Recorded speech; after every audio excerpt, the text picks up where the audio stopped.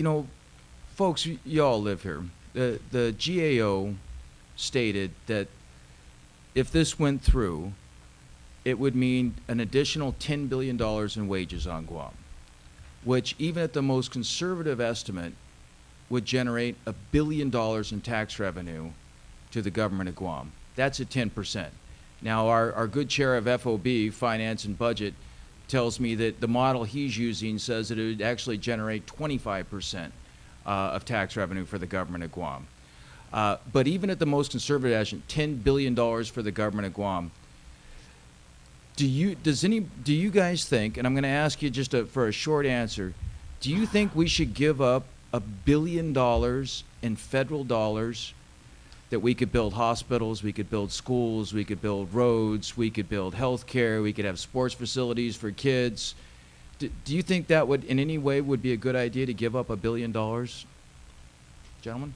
No, I don't think it would be a good idea to give up $10 billion. The more money we make, the more taxes we pay, the better off our government's going to be in the long run. Thank you, Mr. Franco. No, I don't think it's. You guys are looking for money right now in the budget, left and right. This would be a great way for you guys to facilitate a greater Guam. Thank you, Mr. No, Long. I don't think so. You know, that $10 billion can help us out. I mean, the business community complains every time that something scares the tourist industry. They complain about not having money. This can help them because we're going to take it and spend it in their places. Mr. Chairman, can I add a comment to that? Certainly. Would it surprise you to know that the federal government is seriously considering scrubbing the buildup on Guam if the Abercrombie Amendment goes up because it's too expensive? Senator Tenorio, though, I would like to ask where you got that information, if you're going to say that. Oh, the representatives that were here recently were saying that the cost makes it prohibitive, so that they would seriously consider whether or not it would still be viable as a result of raising the cost, because it increased about 50%, I think was the estimate. So you're quoting. Well, I'll Well, get you that- the quote. Thank you. Okay. But- At this point, I'm going to remain positive and say that if it comes, we're happy. If it doesn't come, we're still happy because they're not here yet. And our real estate will go back down, and we'll be closer to affording what we could able to afford before they were coming. So, you know, either way, either way, it don't matter whether they come or not. If they come, you know, we should get paid. If they don't come, then I guess all the prices that it was before they were coming, it should go back down to where it was before they were coming, so that we can be able to afford what you know.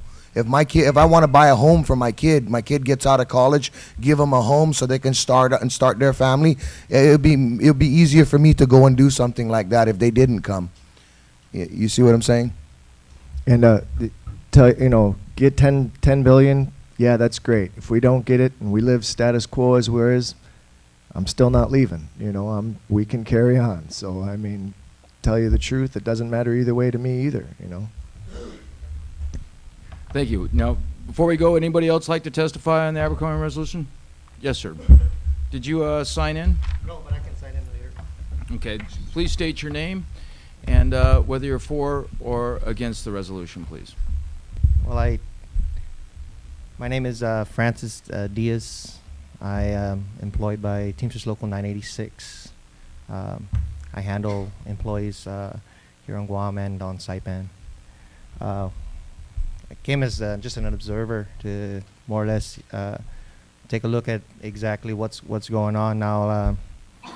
I just wanted to state that unless those construction workers are coming from Hawaii or are registered voters in Hawaii, I would hope that the impact that the GCA Trades Academy has on this island and any other vocational setup school or what have you, that those graduates have something to look forward to.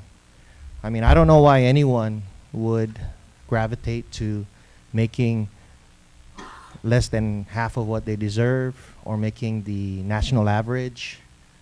I mean, why shouldn't we gravitate towards making as much as is possible that the market will dictate? And that's, I mean, what part of Guam, USA doesn't anyone understand? I don't see why anyone on this island should make anything less than someone who does the same job that they do, whether it be Hawaii, whether it be California, whether it be Washington, D.C., wherever they live and work.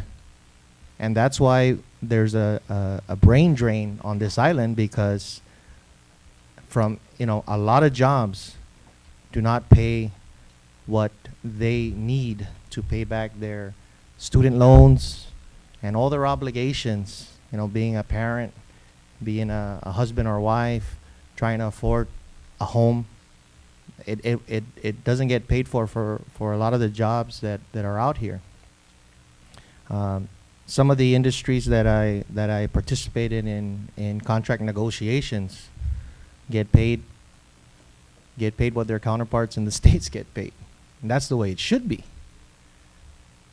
because that's business. I can't see a business here on Guam if they have a store in the States or a license elsewhere.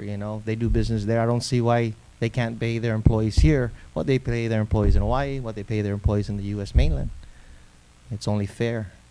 Now, I think that in regards to what Senator Tenorio said, I don't know of anyone here that's going to vote for Abercrombie because I don't know that anyone is a registered voter in Hawaii. But for those that will live and work here, even if it's for a 5-year term, I'm sure that these companies can create a contract, much like they do for a general manager at the Hilton or a general manager at DZSP 21.